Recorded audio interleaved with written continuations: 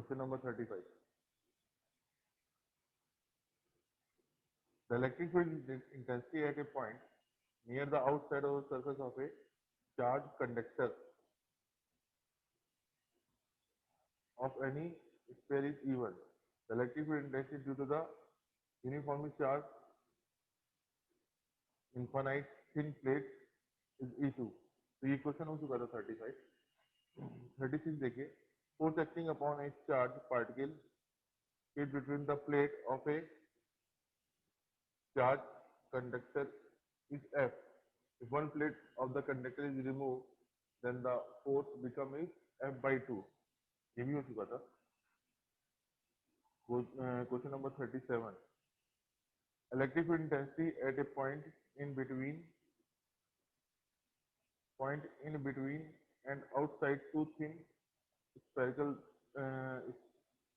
separated plate sheets of infinite dimension with like charge of same surface charge density sigma is. Electric field intensity at a point between the two at a point between and out of thin separated parallel sheets. ये हो गई आपकी parallel sheet. एक sheet ये हो गई.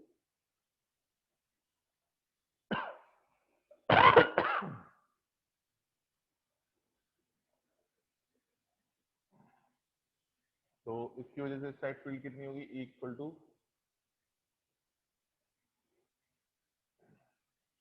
Equal to sigma by twice epsilon naught. इस point पर अगर ये भी पॉजिटिव प्लेट है और इस साइड फील्ड कितनी होगी? ये प्लेट ए हो गया, ये प्लेट बी हो गई. ठीक है. इस साइड कितनी होगी? इस साइड फील्ड हो जाएगी आपकी again sigma by twice epsilon not.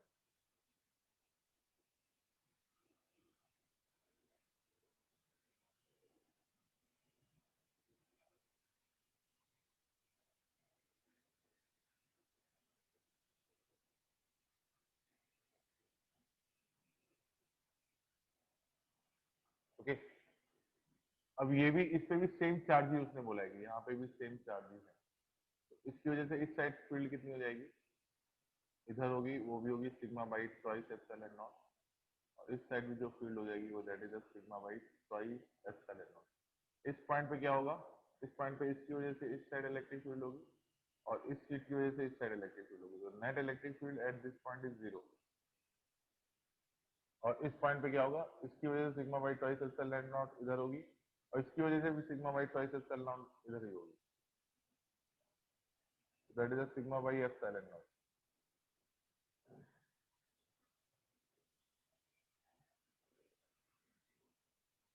ठीक है. ठीक है. तो आउटसाइड द प्लेट कितना हो जाएगा? इंटेंसिटी कितनी हो जाएगी? Sigma by epsilon naught. और इनसाइड फील्ड कितनी हो जाएगी? 0. Right option is B. Right option is B. 37 का राइट आंसर है बी.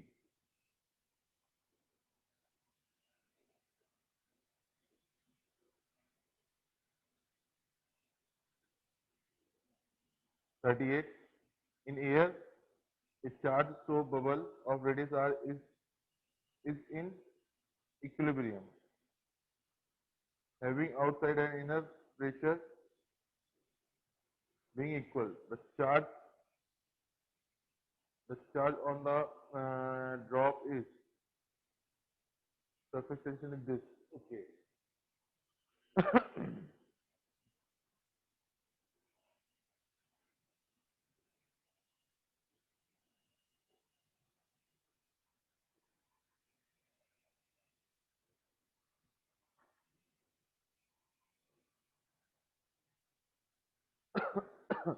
एक एयर बबल है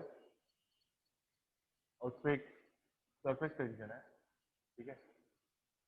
सरफेस टेंशन है, उस पर चार्ज भी दे रखा है प्लस क्यू. ठीक है।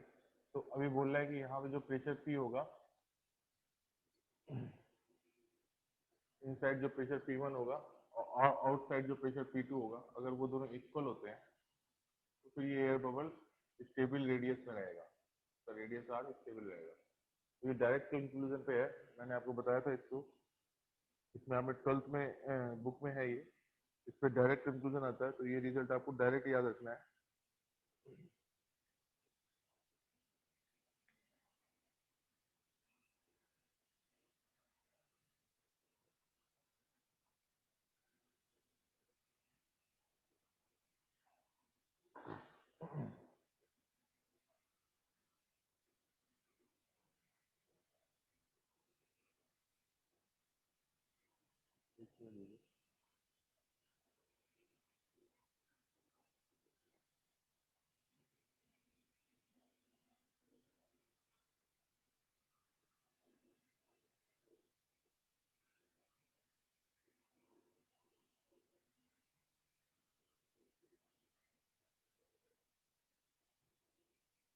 तो इसका जो डायरेक्ट रिजल्ट आता है वो आता है D.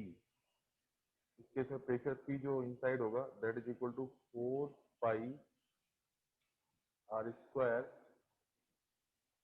8 T ε0 by r।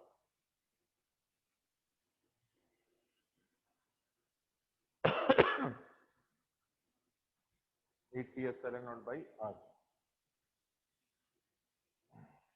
Pressure P. इसका बेटा ये आपके बोर्ड की बुक में इसका कंक्लूजन दे रखा है कि जो उसकी इलेक्ट्रिक फील्ड होगी वो उसके बबल को आगे की तरफ ले जाएगी और सरफेस टेंशन अंदर की तरफ सिंक करेगा उसको। तो अगर जब उसका रेडियस आर स्टेबल हो गया, उसका रेडियस आर स्टेबल हो गया, तो उस केस में क्या हो जाएगा, इसका जो रेडियस होगा बढ़ना या घटना कम कर देगा। तो उस केस में प्रेशर और सरफेस टेंशन टी के बीच में ये रिलेशन होता है, P proportion to under root T. ठीक है, P proportion to under root T.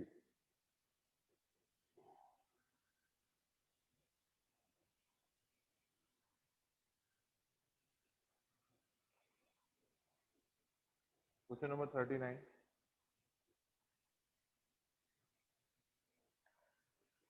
Question number 39, if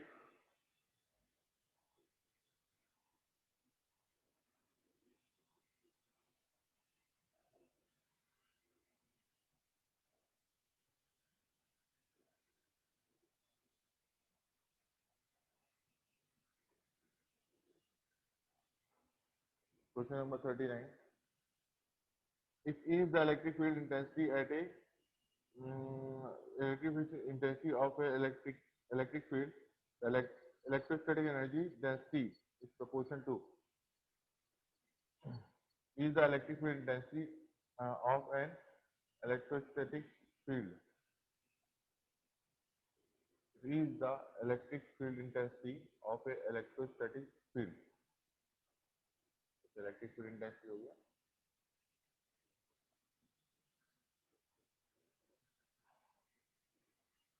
then the electrostatic energy density is proportion to, तो इसे पैरेलल प्लेट कैपेसिटर ले लीजिए। ठीक है, तो एनर्जी कितनी हो जाएगा, हाफ CV² हो जाएगा।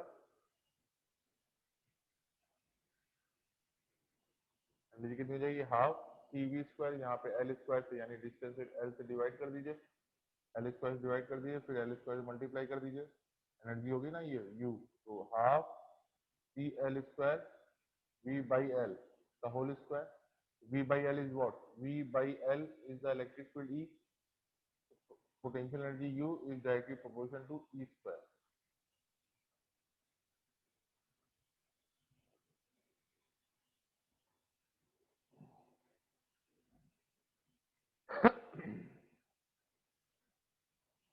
इसका आंसर है बी।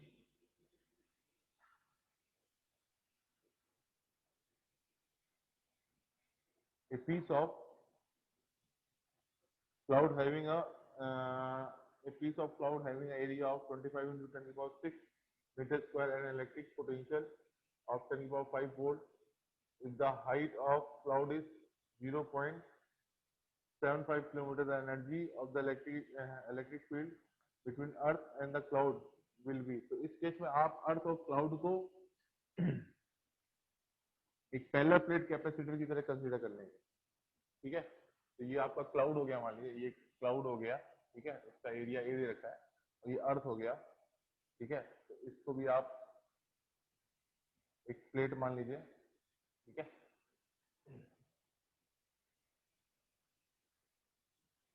ठीक है, तो इसका आप ये कैपेसिटर हो जाएगा, कैपेसिटर में energy half C V square.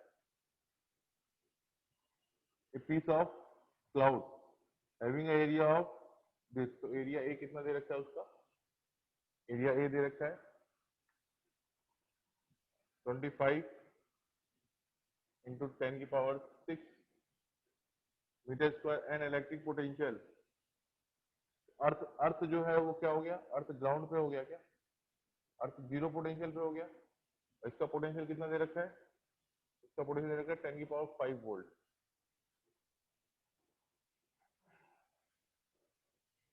Height दे रखी है उसने, हाइट दे रखी है 0.75 किलोमीटर, इसका मतलब क्या हुआ 75 मीटर।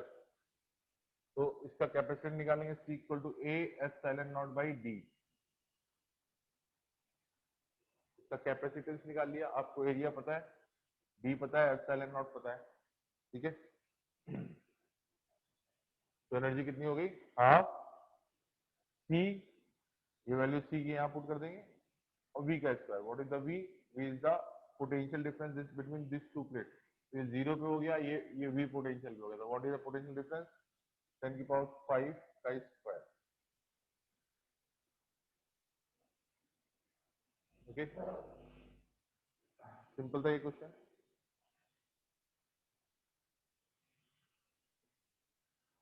ए फोर्स F 41 क्या बोल रहा है, a force F act between sodium and a force F acting between sodium and chlorine ion of the salt when put 1 centimeter apart in air. The permittivity of the air and the dielectric constant of the water are epsilon naught and K respectively. When a piece of salt is put in water, electrical force acting between sodium and chlorine ion 1 centimeter apart. तो बेटा ये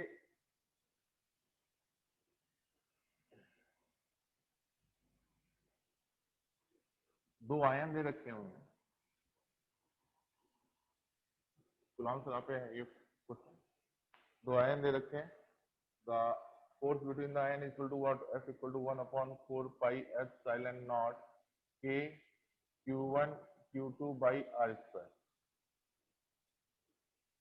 ठीक है, ठीक है। तो 1 upon 4 pi epsilon naught की value 10 की पावर 9 10 की पावर 9 इंटू 10 की पावर 9 होगी, और K की वैल्यू उसने वहां पे नहीं दी है। अच्छा, इन्होंने एप्सिलॉन नॉट उसके टर्म में निकालना है, तो F इक्वल टू कितना हो जाएगा,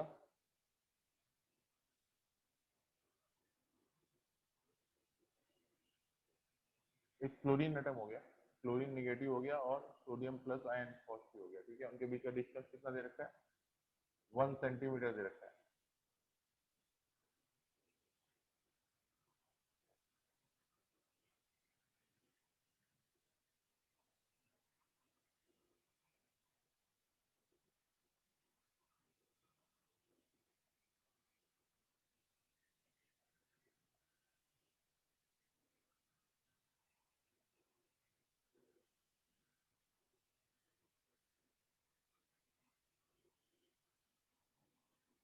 तो यहाँ पे एक्चुअली में जब एयर में होगा तो एयर पे उसकी के की वैल्यू 1 हो गई क्या, तो 1 upon 4 pi epsilon naught Q1 Q2 by R square. ये कब था, ये जब वो एयर में थे तब से, ठीक है। अभी क्या हुआ, उसे पानी में रख दिया, उसका डाइलेक्ट्रिक कांस्टेंट के है, तो यहाँ पे के चेंज हो जाएगा ना, नीचे मल्टीप्लाई हो जाएगा 1 अपॉन 4 पाई एप्सिलॉन नॉट के Q1 Q2 by are.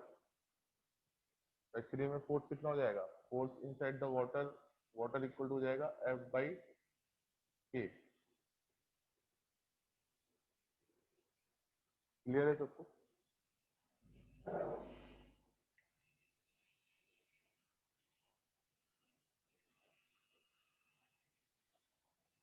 Hello, मेरी आवाज आ रही है क्या?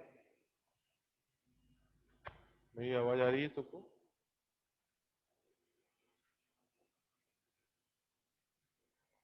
आप लोग सुन सकते हैं मुझे? Hello, yes sir, yes. Clear है क्या ये question? Yes sir. That was the question number 41 42। तो आप लोगों ने किया था क्या काम? इसको सॉल्व किया क्या पूरा असाइनमेंट?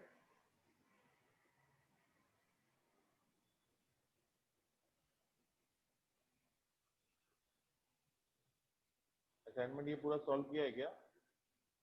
सर नहीं, अभी तक नहीं किया। ओके ओके, करना चाहिए था ना बेटा।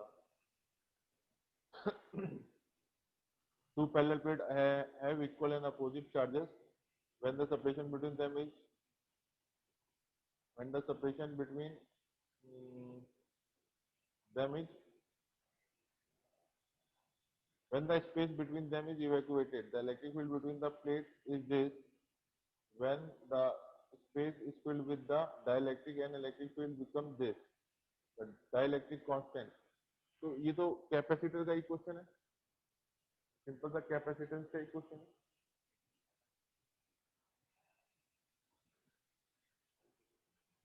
तो कैपेसिटेंस को आप इलेक्ट्रिक फील्ड के टर्म में लिख लो पहले। एक कैपेसिटर है,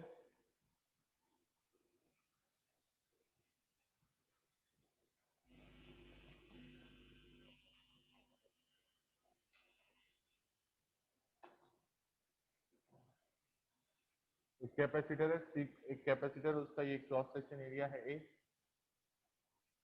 क्रॉस सेक्शन एरिया है ए, एंड डाइलेक्ट्रिक कांस्टेंट है उसका के, उसके बीच में डाइलेक्ट्रिक कांस्टेंट रखा हुआ है। तो जब डाइलेक्ट्रिक कांस्टेंट नहीं था तो कैपेसिटेंस क्या था? C equal to A epsilon not by D.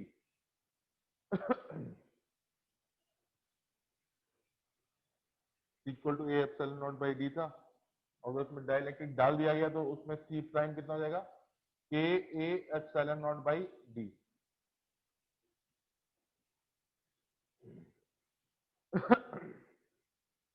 Two parallel plates equal and opposite charges when the space between them is when the space between them is evacuated. The electric field between the plate is this. When the space is filled with the electric field becomes this. The dielectric constant of the dielectric material is. तो बेटा इस case में क्या है, यहाँ पे मान के चल रहे हैं कि उस पर एक चार्ज है ऑलरेडी, ठीक है? पैरेलल प्लेट के बीच में चार्ज है, पैरेलल प्लेट में यहाँ पे चार्ज है,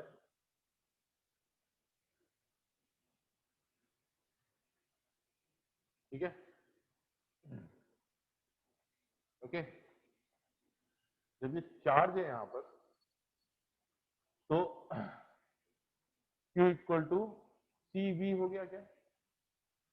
Q इक्वल टू CV हो गया, इसको आप L से डिवाइड कर दो, L से मल्टीप्लाई कर दो, तो what is the V by L? Electric field E, Q equal to CL E, ठीक है? अभी क्या किया, इसको कहीं कनेक्ट नहीं किया है, अब इसमें डाइलेक्ट्रिक भर दिया गया, तो Q इक्वल टू कितना हो जाएगा?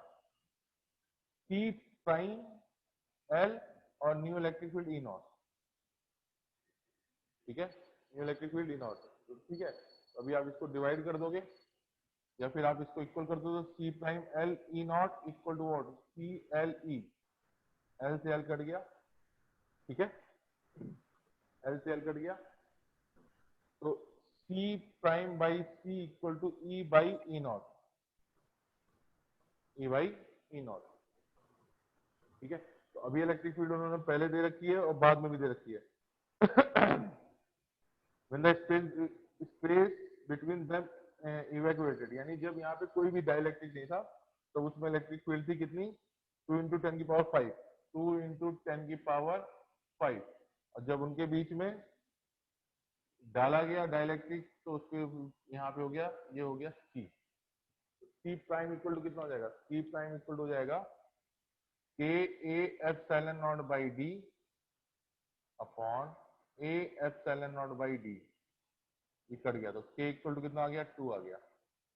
The value of the dielectric is 2। जो उसमें डाइलेक्ट्रिक डाला गया, the value of the dielectric is 2।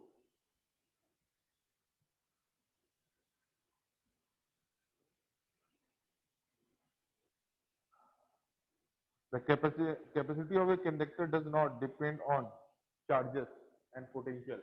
Capacity of the conductor साफ साफ formula is equal to A epsilon naught by D हो गया।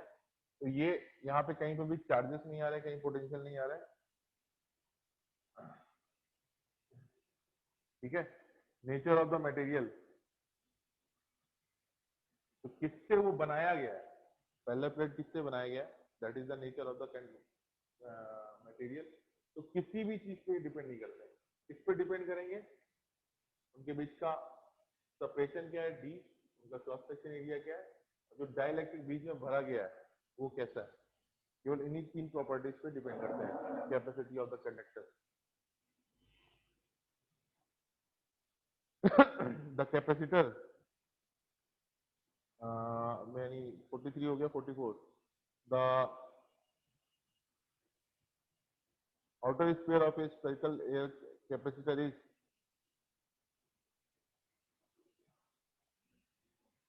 earth for increasing the capacity, for increasing its capacity.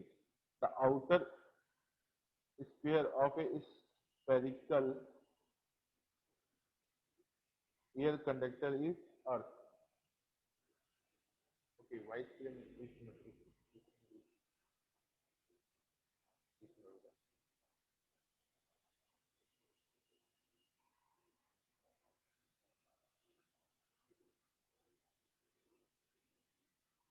अभी आ रही क्या आवाज clear?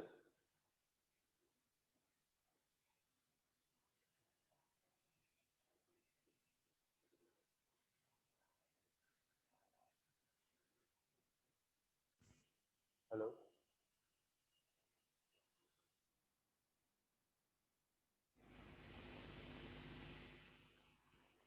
Hello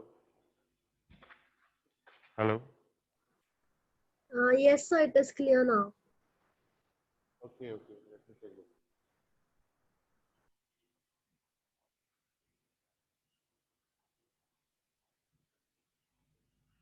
Now it is clear. Yes. Okay.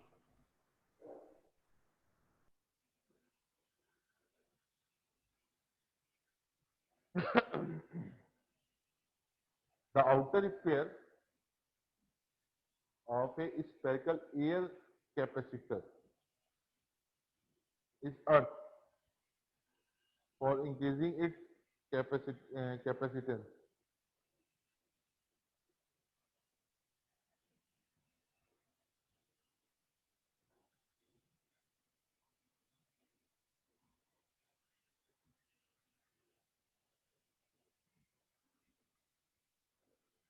आपको याद होगा स्फेरिकल कैपेसिटर किस तरह से लिया था? ये कैपेसिटर हो गया और दूसरा ये हो गया। ठीक है। Outer sphere of a spherical capacitor is earth. तो इसको अर्थ कर दिया गया है। अर्थ का मतलब क्या हुआ? यानी इस पे यहाँ पे जीरो पोटेंशियल दे दिया गया। ठीक है। तो इसके कैपेसिटेंस का फॉर्मूला आपको पता होना चाहिए। कोई बताएगा मुझे?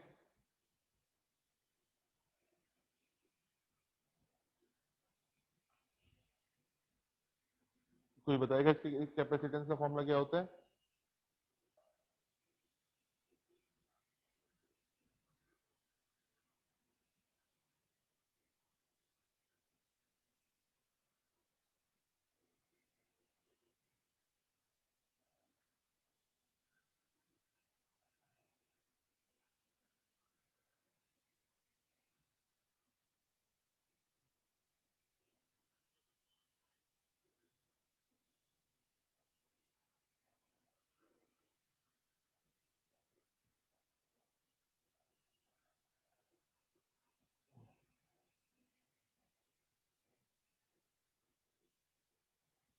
अगर इसका इंटरनल रेडियस r1 हो गया एंड r1 हो गया एंड आउटर रेडियस r2 हो गया, इसके कैपेसिटेंस का फॉर्मूला क्या होगा? 4 pi epsilon not r1 r2 upon r2 minus r1, इसके कैपेसिटेंस का फॉर्मूला हुआ। सर R1 माइनस R2 रहता है ना? बेटा बड़े में से छोटा डिक्रीज करेगा ना, बड़े में से छोटा सेपरेट होगा ना, तो बड़ा रेडियस क्या है? ये r2 है ना। हाँ ओके।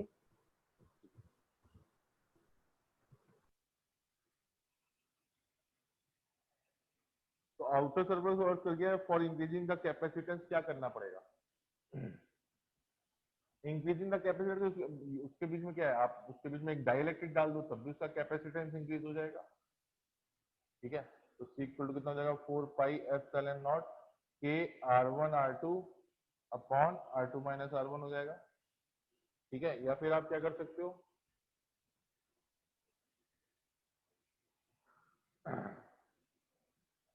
या फिर आप देखो इस वैल्यू को C इक्वल टू कितना कर देंगे? 4 pi epsilon not r1 r2 divide कर दो 1 by r1 minus 1 by r2। ठीक है, R2 को अगर आप इंक्रीज कर दोगे, R2 को अगर आप इंक्रीज कर दोगे तो R2 को जब आप इंक्रीज कर दोगे तो ये वैल्यू छोटी हो जाएगी क्या? ये वैल्यू छोटी हो जाएगी तो वो उससे सेपरेट होगी। R2 को अगर आप डिक्रीज करोगे तो क्या हो जाएगा? ये वैल्यू बड़ी होने लगेगी, जब बड़ी होने लगेगी तो 1 बाई r1 में से एक बड़ी वैल्यू सब्ट्रैक्ट होगी। ठीक है, बड़ी वैल्यू सब्ट्रैक्ट होगी और फिर ये वैल्यू ओवरऑल छोटी हो जाएगी। ठीक है, तो डिनोमिनेटर में ये छोटी हो रही तो क्या हुआ? टोटल ओवरऑल कैपेसिटेंस इंक्रीज कर गया क्या? तो वहां पे पहले ऑप्शन देख लेते हैं। Vacuum is created between the two spheres, of course इससे उसका कैपेसिटेंस इंक्रीज हो जाएगा क्योंकि वैक्यूम का डाइलेक्ट्रिक कांस्टेंट नहीं, डाइलेक्ट्रिक कांस्टेंट के लिए, अच्छा डाइलेक्ट्रिक कांस्टेंट तो k की वैल्यू 1 से बड़ी होती है। Vacuum is created between two spheres, नहीं, dielectric material is filled between the two sphere, of course B is the right answer. The space between the two sphere is increase,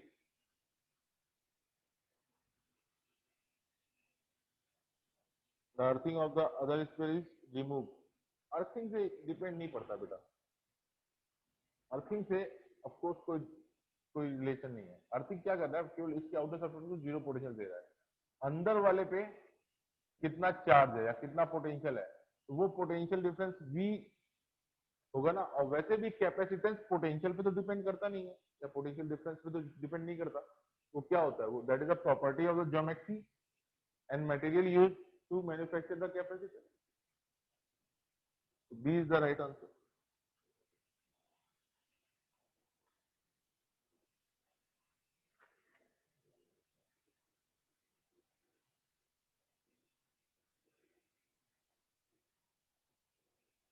while a capacitor remains connected to a battery and dielectric slab is increased between the plate, then while a capacitor remains connected to a battery and dielectric slab is insert between them, अगर उसके बीच में insert किया जाए तो क्या हो जाएगा? बहुत ही बेसिक क्वेश्चन है। अगर एक कैपेसिटर है, कैपेसिटर एक बैटरी से कनेक्टेड है, उसमें एक डाइलेक्ट्रिक स्लैब को इंसर्ट कर दिया जाता है, डाइलेक्ट्रिक स्लैब को इंसर्ट कर दिया जाता है, तो उसके कैपेसिटेंस का क्या यानी क्या होगा एक्चुअली में? अब मान लो इसका कैपेसिटेंस है C, तो C प्राइम इक्वल टू कितना हो जाएगा? KC हो गया क्या?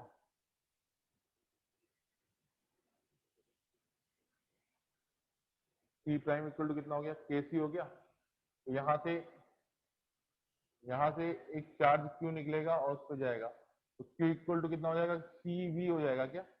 अगर आप यहाँ पे डायरेक्टली डाल दो तो C इंक्रीज कर रहा है और बैटरी का पोटेंशियल तो V तो सेम है, इसका मतलब इसमें जो फाइनल चार्ज आएगा वो Q नॉट, तो पहले वाले Q से ज्यादा होगा बिकॉज C इंक्रीज हो गया। इसका मतलब अगर आप डाइलेक्ट्रिक कांस्टेंट में डाल रहे हो तो कैपेसिटर बैटरी से करंट लेगा। ठीक है,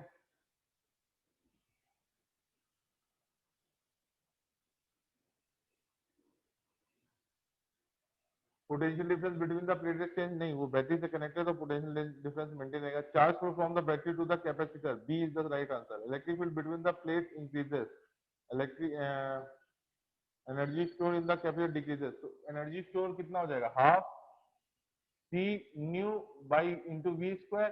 तो सी ऑफकोर्स इंक्रीज हो गया, तो इसका मतलब एनर्जी इंक्रीज करेगी। इलेक्ट्रिक फील्ड के बारे में क्या कह सकते हो, अच्छा यहाँ पे इलेक्ट्रिक फील्ड क्या, जैसे इलेक्ट्रिक फील्ड के बारे में क्या कह सकते हो, यहाँ पे ये पहले इलेक्ट्रिक फील्ड कितनी थी, पहले electric field E equal to थी आपकी वी बाई एल।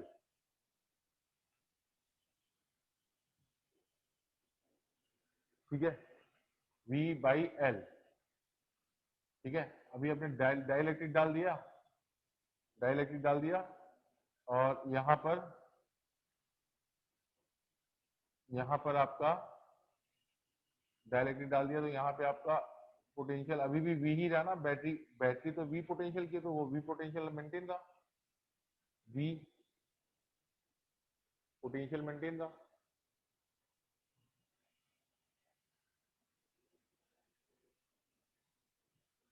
डिस्टेंस कितनी है, एल। एक मिनट, इलेक्ट्रिक फील्ड के बारे में मैं बता रहा हूँ आपको।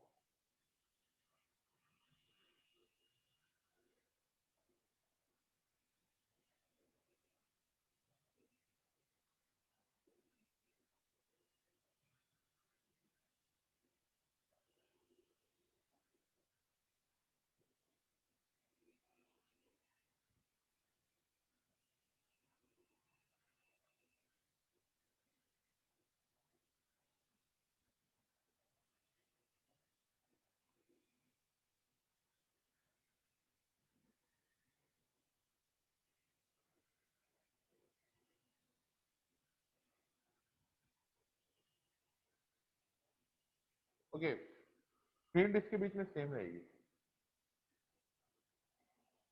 We by L. अगर यहाँ पे पोटेंशियल वी है, इसके बीच में डिफरेंस एल है, तो यहाँ पे पोटेंशियल डिफरेंस वी है, तो वी बाई एल, तो फील्ड विल बी सेम।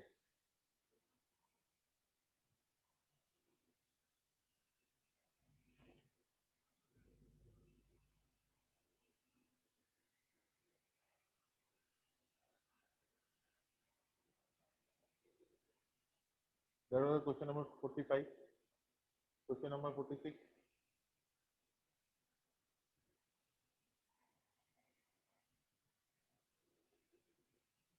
45, अच्छा 45 एंड 55 बताना आपको। While a capacitor remains connected to a battery and dielectric slab is inserted between the plate, तो वो बोल रहा है कि डाइलेक्ट्रिक प्लेट को इसके बीच में इंसर्ट किया गया है, तो क्या चीजें चेंज होंगी, तो ऑफकोर्स उसका कैपेसिटेंस चेंज हो जाएगा। क्या, जब उसका कैपेसिटेंस चेंज हो जाएगा, जब उसका कैपेसिटेंस चेंज हो जाएगा तो क्या हो जाएगा,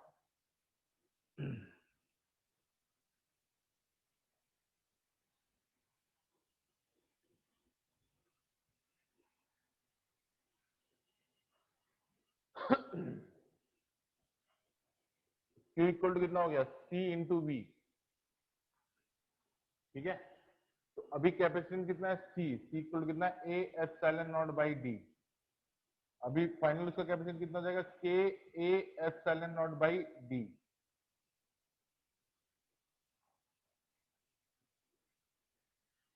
ठीक है, तो ये पोटेंशियल भी सेम रहा बिकॉज बैटरी कनेक्टेड है यहाँ पे, तो Q इक्वल टू कितना हो जाएगा, Q equal to C V हो जाएगा। क्या, Q इक्वल टू कितना हो जाएगा, यहाँ पे C अभी इंक्रीज कर गया है, कितने टाइम से, K टाइम C से।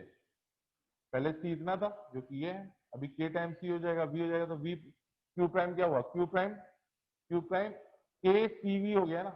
तो पहले चार्ज था Q, अभी चार्ज हो गया Q प्राइम, तो ऑफकोर्स चार्ज इंक्रीज हो गया। ठीक है, ऑफकोर्स चार्ज इंक्रीज हो गया, तो इसका मतलब क्या हो रहा है कि जब उसने डाइलेक्ट्रिक डाला तो उसने आपसे करंट लिया। तो देखिए दो केसेस है, दो केसेस कैसे होते हैं, एक होता है जब बैटरी कनेक्टेड नहीं होती और कैपेसिटर चार्ज होता है बस, और दूसरा केस होता है जब बैटरी कनेक्टेड होती है और कैपेसिटर चार्ज नहीं होता, कैपेसिटर कैपेसिटर के बीच में डाइलेक्ट्रिक इंसर्ट किया जाता है। तो दो केसेस में ना, एक कांस्टेंट चार्ज केस है और दूसरा कांस्टेंट पोटेंशियल वाला केस है। तो दोनों केस बोर्ड की बुक में अलग अलग दे रखे हैं, आप देख सकते हैं।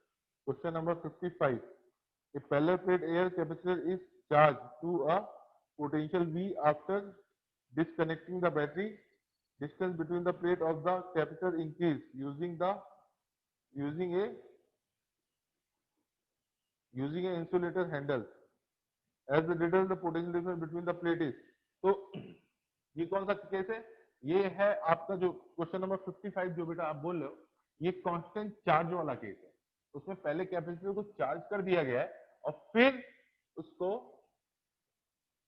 उसको उसके बीच का लेंथ को इंक्रीज या डिक्रीज किया गया। तो पहले ये कैपेसिटर को आपने चार्ज कर दिया, ये बैटरी है, ये कैपेसिटर है, ठीक है। तो यहाँ पे क्या हो गया, Q इक्वल टू CV हो गया, क्या Q इक्वल टू CV हो गया।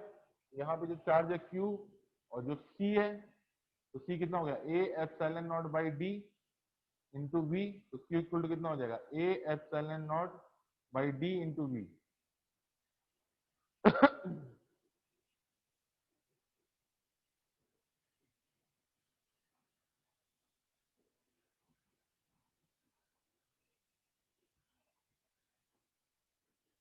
तो V से उसको चार्ज किया गया, V पोटेंशियल की बैटरी चार्ज किया after disconnecting the battery.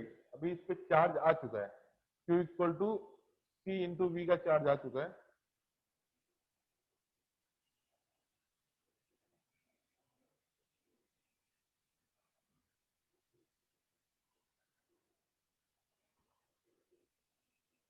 After disconnecting the battery, distance between the plate of the capacitor increase using the isolated handle। तो अभी क्या हुआ, जब इस पे चार्ज आ चुका है तो अभी ये पोटेंशियल फिक्स नहीं रह गया। अब इस पे यानी इस प्लेट पे जो प्लस Q का चार्ज आ गया था, तो अगर आप उसका सेपरेशन इंक्रीज या डिक्रीज करोगे, तो इंक्रीज या डिक्रीज करोगे, एक्चुअली में प्लेट के अंदर होता है, तो अगर अभी उसमें आप इंक्रीज या डिक्रीज करोगे तो उसमें चार्ज नहीं फ्लो होगा। तो Q इक्वल टू कितना हो गया, Q इक्वल टू कितना हो जाएगा, C इंटू V हो गया। तो Q तो कांस्टेंट है, Q इक्वल टू हो जाएगा, Q इक्वल टू हो जाएगा C A epsilon not by D into V।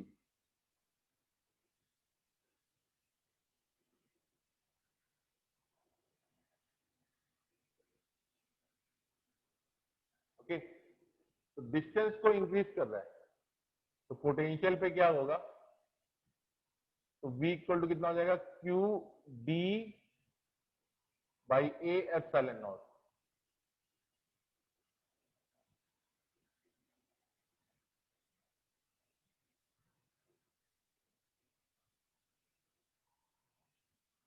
After disconnecting the battery the plate of the capacitor increases. D को इंक्रीज करेगा तो क्या होगा, पोटेंशियल भी इंक्रीज हो जाएगा। V प्रोपोर्शन टू डी है ना डिस्टेंस, तो अगर V डी को इंक्रीज करेगा तो इसका मतलब पोटेंशियल भी इंक्रीज हो जाएगा। डी को इंप्रूव करेगा तो पोटेंशियल भी बढ़ जाएगा, ठीक है। क्वेश्चन नंबर 45 से लेके 55 के बीच में कोई आंसर बताना है आपको, कोई क्वेश्चन बताना है क्वेश्चन नंबर 45 से लेके 55 तक। देख लीजिए आप लोग कि कौन सा नहीं हो सकता, तुरंत पूछ लीजिए।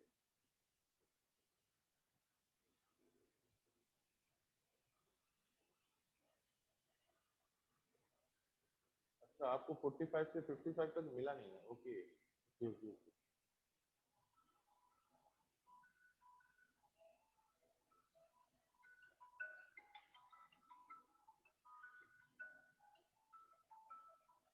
एक मिनट दीजिए।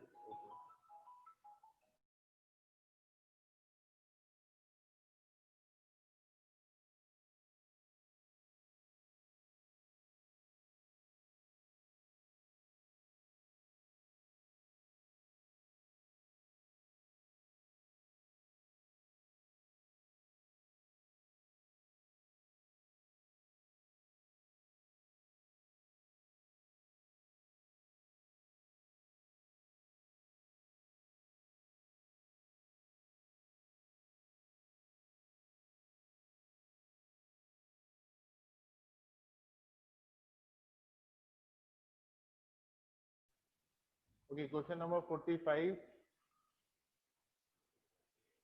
से 55 आपको मिला नहीं है। ओके, क्वेश्चन नंबर 46 में पढ़ रहा हूँ। The electrostatic force between the metal plate and the isolated plate. The electrostatic force between the metal plate of an isolated parallel plate capacitor C having a charge Q is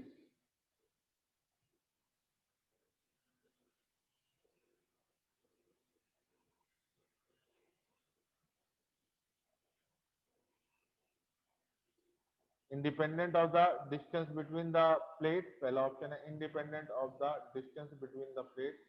दूसरा है linearly proportion of the distance between the plate. तीसरा है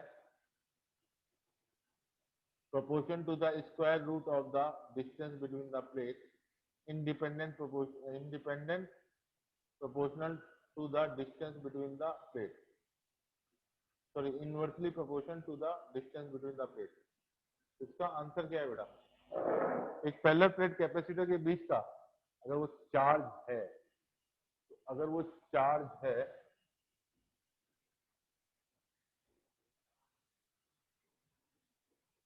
अगर वो charge है, इस पे plus की चार्ज है, इस पे प्लस की चार्ज है, अगर इस पे प्लस की चार्ज है, इस पे प्लस की चार्ज है, ठीक है, और दूसरे पे है minus Q minus Q minus Q minus Q minus Q, ठीक है, तो इसके बीच का अट्रैक्शन और रिपल्शन के बीच बारे में बात कर रहे हैं।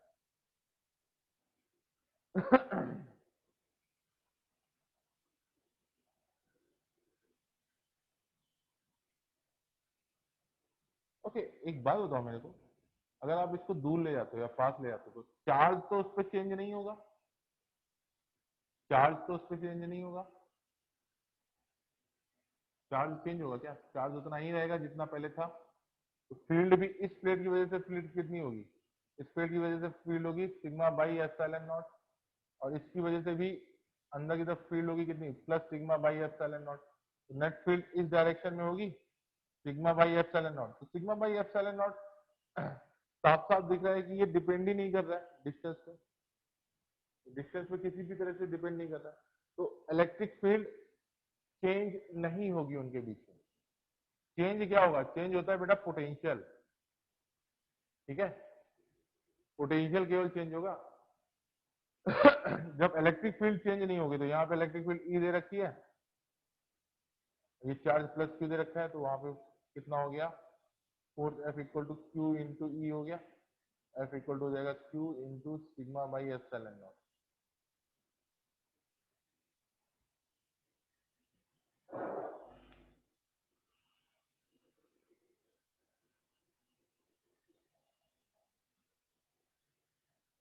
तो फील्ड तो चेंज नहीं हो रही है, जब फील्ड चेंज नहीं हो रही तो फोर्स चेंज नहीं हो रहा होगा, independent of the distance between the plate. A is the right answer, बाकी सब बकवास है। A parallel plate capacitor is charged and then disconnected from the charge battery. If the plate are now moved further away by pulling them by means of a insulating handle, then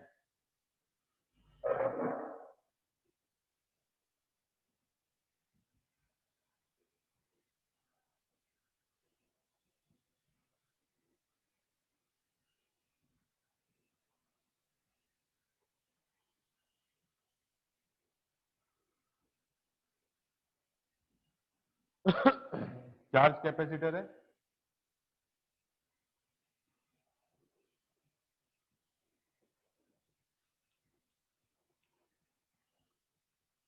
charge capacitor है, a parallel plate capacitor is charged and then disconnected from the charge battery. If the plate are now moving further away by pulling them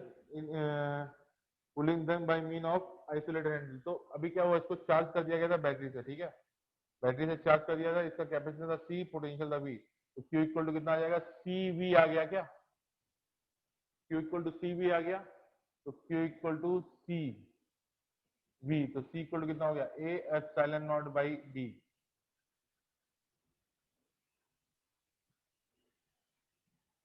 ठीक है, तो यहां से क्या हो जाएगा? Q, अगर आपने इसको इसको डिस्कनेक्ट कर दिया, तो अब इस पे जो चार्ज आ चुका है वो उतना ही बना रहेगा। तो Q इक्वल टू कितना हो जाएगा, C A epsilon not by D into V।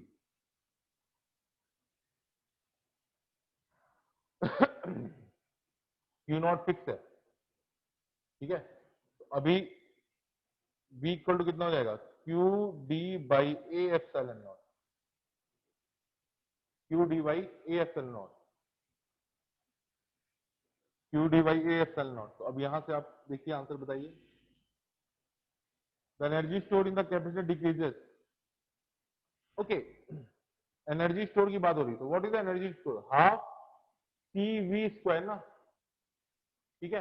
अब यहाँ पे कैपेसिटेंस भी चेंज हो रहा है, पोटेंशियल भी चेंज हो रहा है, तो आप इस फॉर्मूले को आप यूज मत कीजिए। तो यहाँ पे Q इक्वल टू CV लगा देंगे, तो कितना हो जाएगा, half CV, V equal to क्या हो जाएगा, Q इक्वल टू CV हो गया, तो V इक्वल टू हो जाएगा Q by C, Q by C का स्क्वायर, तो कितना हो जाएगा, half Q square by C। तो अगर उनके बीच का कैपेसिटेंस चेंज हो रहा है, अगर डिस्टेंस आप उसका इंक्रीज कर रहे हैं तो कैपेसिटेंस डिक्रीज हो रहा है ना, तो कैपेसिटेंस डिक्रीज हो रहा है तो Q बाई C स्क्वायर है। जब वो डिक्रीज हो रहा है, Q तो कांस्टेंट है बिकॉज वो कनेक्टेड तो है नहीं बैटरी से, Q कांस्टेंट है, तो यहाँ पे C जब डिक्रीज हो रहा है तो एनर्जी इंक्रीज हो रही है, एनर्जी E नॉट इंक्रीज हो रही है, ठीक है।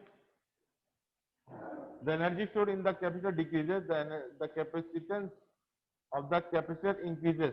नहीं, कैपेसिटेंस ऑफ द कैपेसिटर भी डिक्रीज होगा बिकॉज डिस्टेंस इंक्रीज हो रहा है, ठीक है।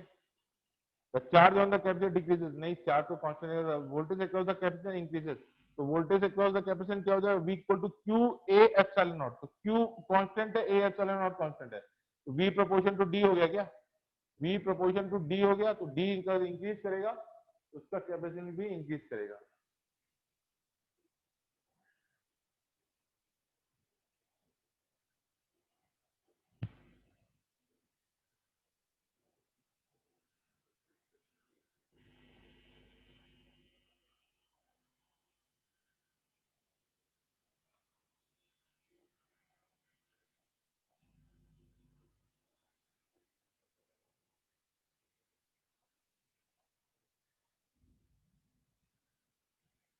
ओके,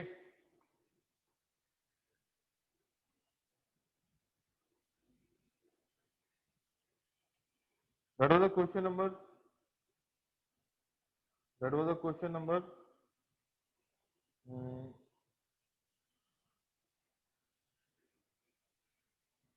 कौन सा क्वेश्चन था ये, 46 47 होता सर। 47 था क्या, okay. 48, the parallel plate capacitor is charged and then isolated। Charge and isolated का मतलब क्या है, आपने कैपेसिटर को चार्ज किया और उसकी बैटरी को डिस्कनेक्ट कर दिया, ठीक है। parallel plate capacitor is charged and then isolated, the effect of increasing the plate separation on charges, potential and capacitance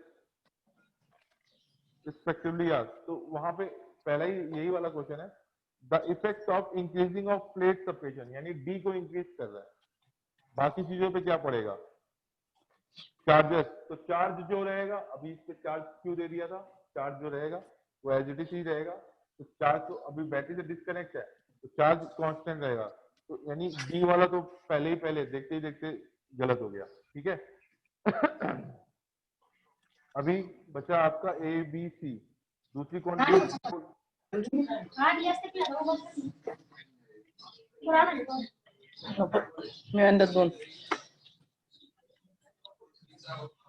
परत चिरलेला लिंबू घेऊन या ना।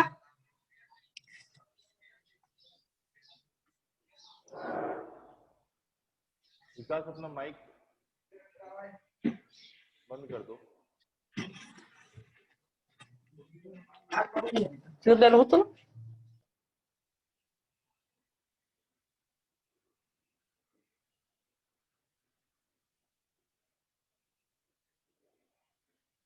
ओके,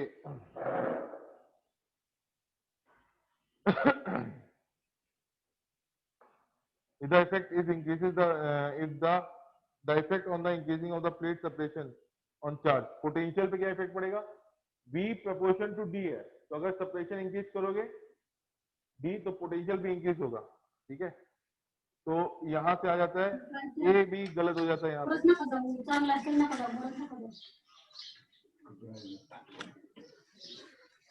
कौन सा कंपनी का रेडियो है? Philips.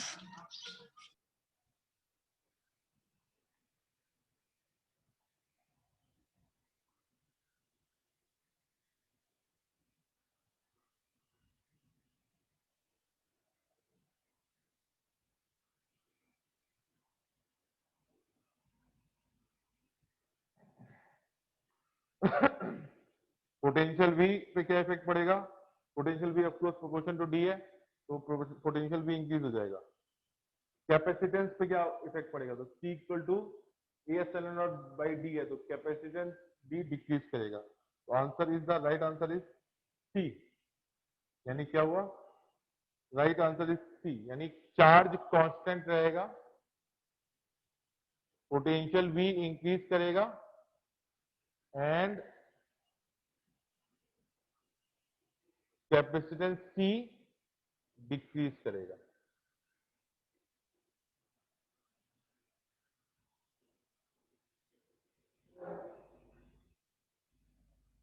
The earth have volume V and surface area A, then capacitance would be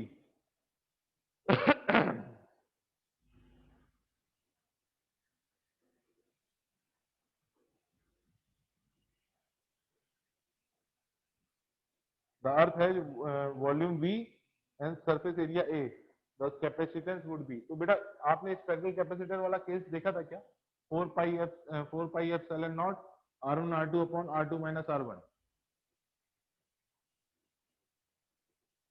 वो आपने देखा होगा। एक स्पेरिकल कैपेसिटर है, ये रेडियस हो गया R1 और ये रेडियस हो गया R2 हो गया, ठीक है। तो इसका कैपेसिटेंस का फॉर्मूला है C equal to 4 pi epsilon naught R1 R2 upon R2 minus R1, ये होता था क्या। तो अगर R2 बहुत ज्यादा बड़ा हो गया, R2 इन्फिनिट पे हो गया, तो क्या हो गया, जैसे ये अर्थ हो गई, तो अर्थ का ये सरफेस हो गया और उसका जो सेकंड सरफेस है उसको इन्फिनिट पे मान लिया गया, तो उसने उसका कैपेसिटेंस के बारे में पूछा है। तो अभी R2 को इन्फिनिट पुट करोगे तो C इक्वल टू कितना हो जाएगा, पूरी वैल्यू को R2 से डिवाइड कर दो, 4 pi epsilon naught R1 1 minus R1 by R2, तो R2 इज इनफाइनाइट, तो ये वैल्यू हो गई 0, तो C इक्वल टू कितना हो गया, 4 pi epsilon naught R। एक कैपेसिटर, वो C इक्वल टू कितना हो जाएगा, 4 pi epsilon naught R, तो ये उसका कैपेसिटेंस हो गया, ठीक है। एक सिंगल लेयर स्फेरिकल कैपेसिटर, इसकी वैल्यू हो जाएगी 4 pi epsilon naught R, okay. अभी उसने क्या दे रखा है, उसका सरफेस एरिया A दे रखा है और वॉल्यूम दे रखा है V, तो सरफेस एरिया A कितना होता है, 4 pi R square, volume V कितना होता है, V इक्वल टू होता है 4/3 pi R क्यूब,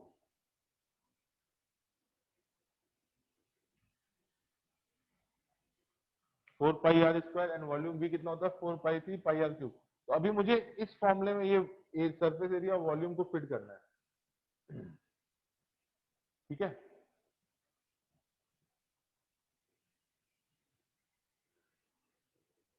इस फॉर्मूले में फिट करना है, तो C इक्वल कितना है, 4 pi epsilon naught R,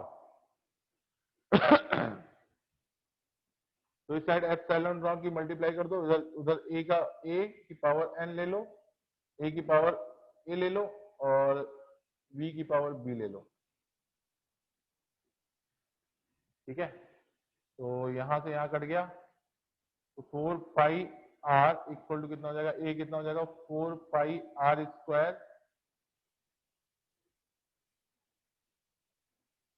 power A and 4/3 pi R square R cube की पावर B, इधर से सॉल्व कर लो इसको, ए और बी की वैल्यू निकालिए यहाँ पे।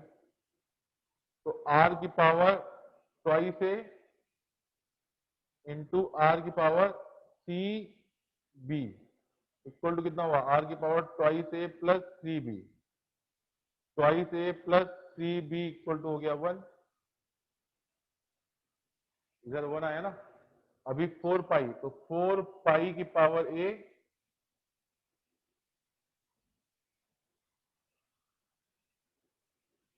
एंड 4/3 की पावर बी, पाई की पावर बी इक्वल टू 4 पाई हो गया।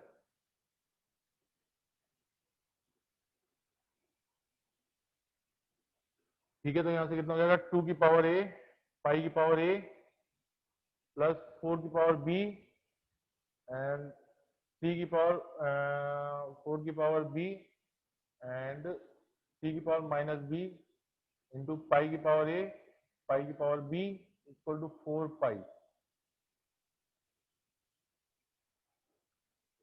पाई की पावर ए ले चुके हैं ना हम यहाँ पे।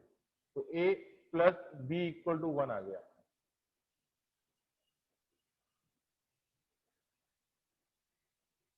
यहां से सॉल्व कर लीजिए आप इसको। इसका दूसरा तरीका भी है वॉल्यूम के टर्म में अरेंज करने का। इसका दूसरा तरीका भी है यहाँ पे वॉल्यूम के टर्म में अरेंज करने का। इससे ही कर सकते हैं, ये थोड़ा लंबा जाएगा, गलत भी हो सकता है, उसमें वेरिएबल बहुत ज्यादा आ गया ना। तो इसको इस साइड से ही करने की कोशिश करते हैं, ये थोड़ा लंबा प्रोसेस हो गया। तो सी इक्वल टू कितना हो गया, सी इक्वल टू हो गया आपका 4 पाई एप्सिलॉन नॉट आर। ठीक है, एक काम करो, ऊपर आर है ना, नीचे आर नहीं है, तो इसमें आर स्क्वायर से मल्टीप्लाई कर दो आर में और आर स्क्वायर से डिवाइड कर दो। 4 पाई से यहाँ मल्टीप्लाई कर दो और 4 पाई से यहाँ मल्टीप्लाई कर दो।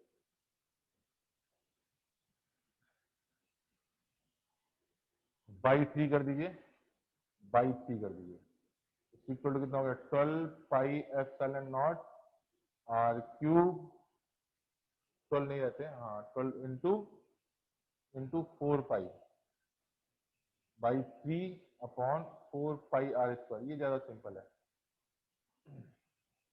तो 4/3 पाई आर क्यूब कितना हो गया, ये वॉल्यूम भी हो गया, ये वॉल्यूम भी हो गया, 12 pi epsilon not volume we by ये क्या हो गया, सरफेस एरिया ए। तो मैच कर रहा क्या इसमें कोई, see the option, see the option.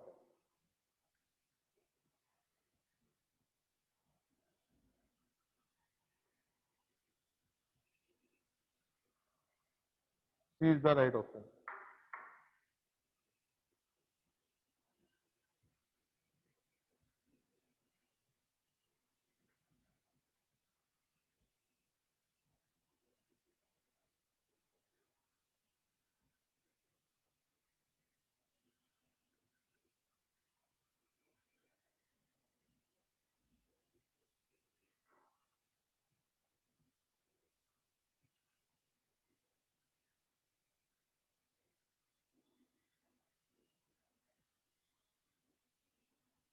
C is the right option.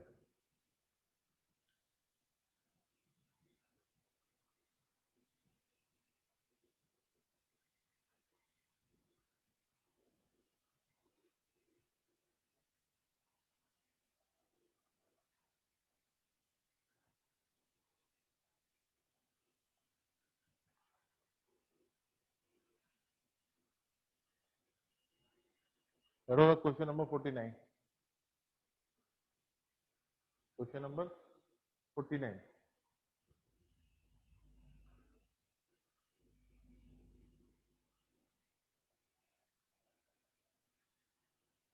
Question number 50, 8 drop of mercury of equal radius are possessing equal charges combined to form the big drop. The capacitance of bigger drop as combined of the capacitance of each individual is. तो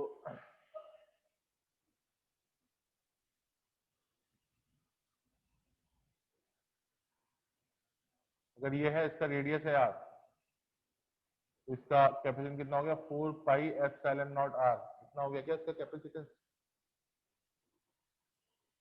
ठीक है ठीक है। अब ऐसी 8 drops थी, ऐसी 8 drop थी, तो उनको मिला के आपको एक बड़ी ड्रॉप बनाया गया। तो 4/3 pi R cube into 8 equal to 4/3 pi R naught cube.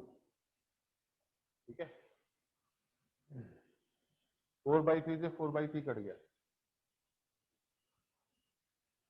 तो आर नॉट नया जो रेडियस आएगा दैट इज द 2 की पावर 3 इंटू आर की power 3, R naught cube equal to कितना होगा 2 आर की power 3, R naught equal to 2 हो गया। तो अभी नया जो रेडियस हो गया वो ट्वाइस आर हो गया। तो अभी कितना हो जाएगा capacitance C equal to 4/3 sorry C equal to 4 pi epsilon naught into twice R. तो पहले वाले कैपेसिटेंस से 2 टाइम्स हो जाएगा 2 टाइम्स। क्वेश्चन नंबर 50 बहुत बार पूछा गया ये बेटा, ये बहुत बार पूछा गया ये क्वेश्चन, सीईटी में पूछा गया है, पंजाब में पूछा गया है, एमपी में पूछा गया है। ठीक है, एमपी पीईटी में पूछा गया है और हरियाणा भी में भी पूछा गया है। बहुत ही फेमस क्वेश्चन है। एक्चुअली में ज्योमेट्री पे डिपेंड करता है ना कैपेसिटेंस, तो हम देखेंगे कि 8 ड्रॉप्स को मिला के एक्चुअल क्या ड्रॉप्स बनेंगे। Combined capacitance of each individual drop is, तो सारी ड्रॉप्स को मिला दोगे तो क्या होगा वॉल्यूम कंजर्वेशन लगेगा ना, मैंने वहां पे वॉल्यूम कंजर्वेशन लगाया। ठीक है, क्लियर क्लियर है।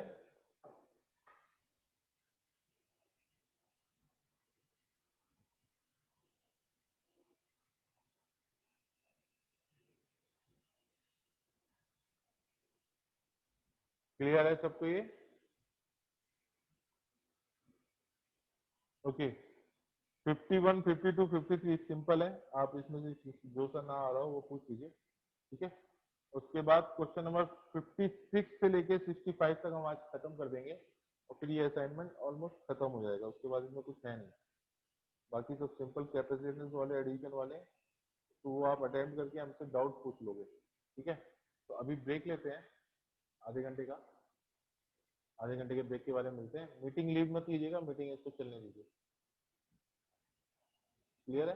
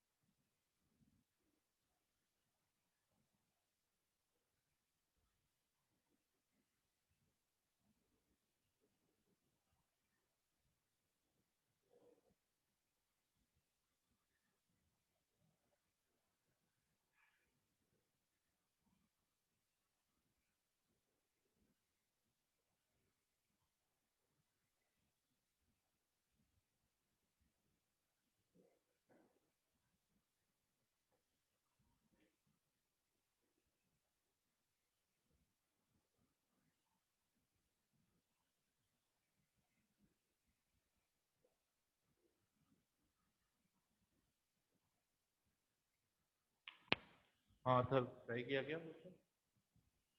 ट्राई किया क्या क्वेश्चन है सर? ट्राई किया?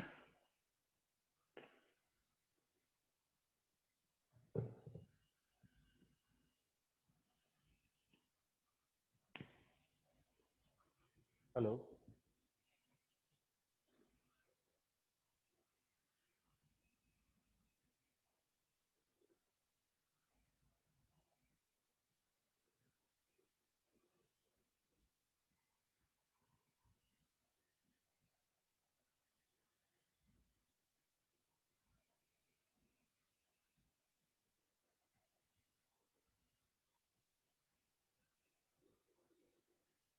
Question number 64.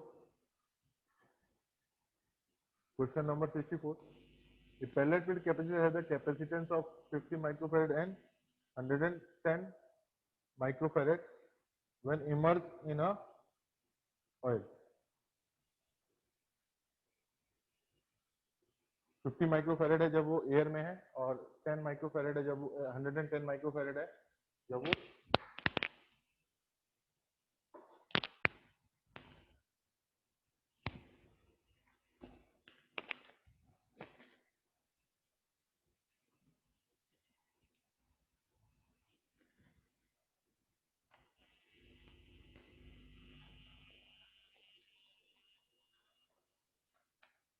110 माइक्रोफैरेड है जब वो किसी लिक्विड में इमर्ज किया गया है।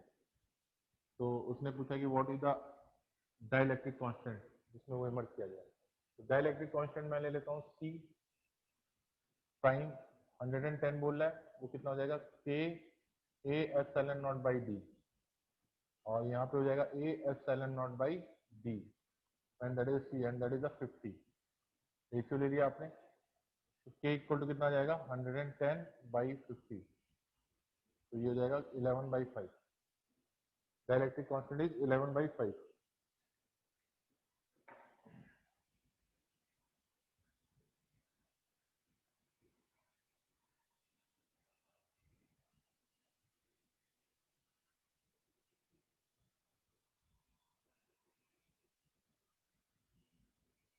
As shown in the question number 65, as shown in the figure, a very thin sheet of aluminum is placed in between the plate of the capacitance, the capacity, the capacity.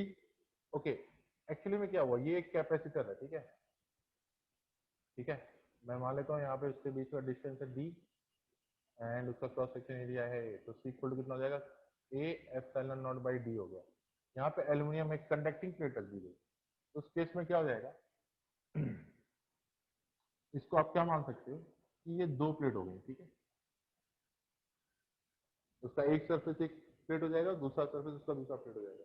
अगर यहाँ पे plus charge है तो इस पे relative minus charge जाएगा, यहाँ पे ये प्लस चार्ज आएगा, इलेक्ट्रिकली न्यूट्रल रहेगी ये, और ये माइनस चार्ज हो जाएगा, ठीक है। तो इसका कैपेसिटेंस क्या हो जाएगा, सी प्राइम इक्वल हो जाएगा A epsilon not D by two D हो गया, और यहाँ पे सी प्राइम कितना हो जाएगा twice A epsilon not by D.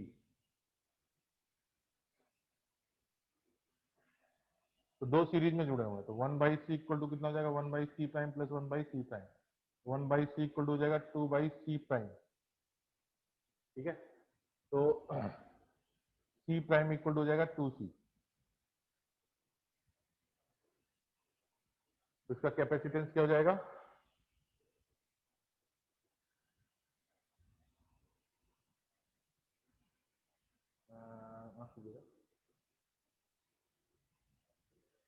ये हो जाएगा 1/c प्राइम 1/c प्राइम, तो a d by twice A epsilon naught plus d by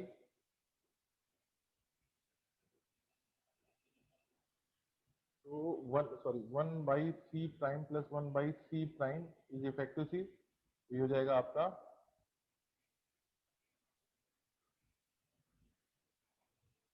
series में है ना, तो सीरीज में कॉम्बिनेशन ये लगेगा,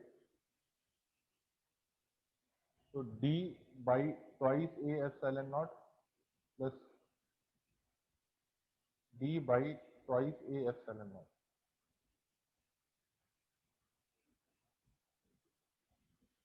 that is the D by A epsilon naught, 1/c effective हो जाएगा तो c इफेक्टिव कितना हो जाएगा, A epsilon not by D. एक मिनट रुकिएगा जरा, एक मिनट रुकिएगा, twice epsilon not by D हो गया, twice epsilon not by D हो गया,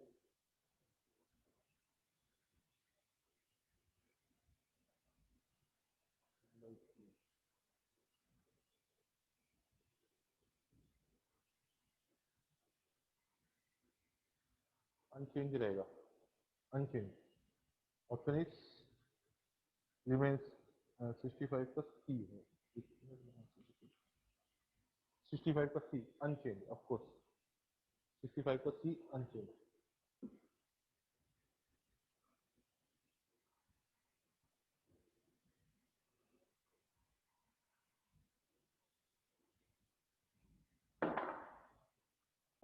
That was question number 65.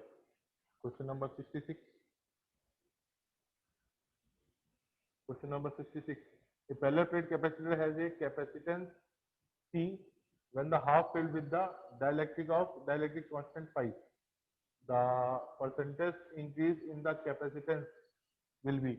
Okay, ये कैपेसिटर है, ठीक है, इसका कैपेसिटेंस C कितना हो गया, C इक्वल टू हो जाएगा A epsilon not by D।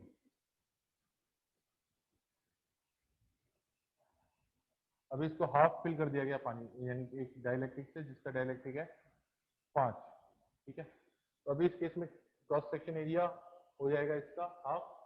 अभी इसको कैसे कंसीडर करोगे, इसको आप इस तरह से जज करोगे कि एक प्लेट पैरेलल प्लेट कैपेसिटर ये हो गया जिसका क्रॉस सेक्शन एरिया हो गया a/2, ठीक है, और दूसरा ये हो गया, ये कितना हो जाएगा, ये हो जाएगा a/2 and a/2 cross section area and dielectric यहाँ पे जो भरा है वो हो जाएगा आपका 5 का। तो ये C इक्वल टू कितना हो गया, C1 इक्वल हो जाएगा a/2 epsilon not by D. Distance तो d सेम ही रहेगा दोनों में, ठीक है। और C2 इक्वल टू कितना हो जाएगा, C2 इक्वल टू हो जाएगा a/2 epsilon not 5 epsilon not d।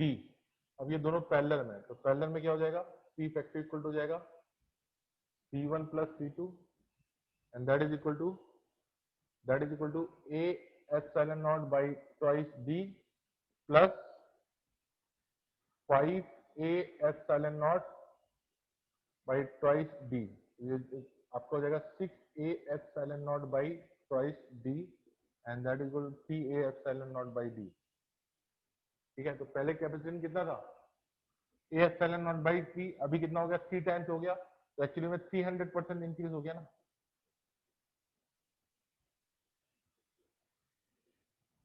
The percentage increase बोला है, तो अभी क्या हुआ, फाइनल हो गया, C फाइनल इक्वल टू कितना हो गया, C A epsilon not by D। C initial कितना था, A epsilon not by D, तो C final minus C initial by C initial into 100, तो ये कितना हो जाएगा, twice A epsilon not by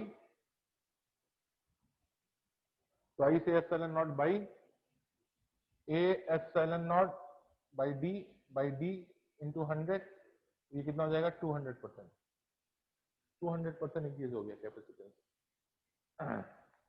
आप लीजिएगा, उस साइड नहीं दिखा आपको।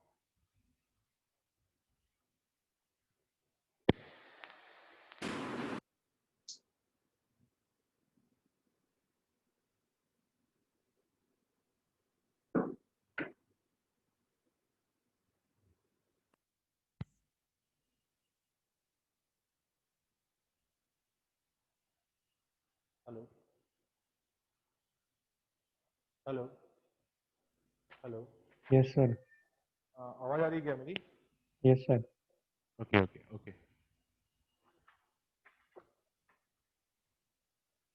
That was the question number 66। Yes. बाकी लगाए हैं क्या तुमने ये क्वेश्चन सारे, 67, 68, 69, 70, 71? सर मैं आज से ज्वाइन हुआ, मैं कल नहीं था सर। ओके ओके ओके, ठीक है। आज बच्चे नहीं आए हुए हैं, तो तो आज मीटिंग यहाँ पे क्लोज करते हैं। आपको ये असाइनमेंट मिल गया है क्या? हाँ सर, ये मिल गया मेरे को, आज मिल गया। तो ये पूरे खत्म कर लो बेटा, ये बहुत इंपॉर्टेंट क्वेश्चन है, ऐसा ही क्वेश्चन तुमसे सीईटी में पूछा जाएगा, इसी से मिलता जुलता। Yes sir. ठीक है, तो फालतू का क्वेश्चन बैंक पढ़ने से कोई फायदा नहीं है, टाइम बहुत कम बचा है, तो इसी सारे क्वेश्चन को आप रिवाइज कर डालें, इसी से होगा। यस। ओके, चलिए अभी मैं मीटिंग क्लोज कर रहा हूँ, ओके। शाम को मैच का होगा। ठीक है।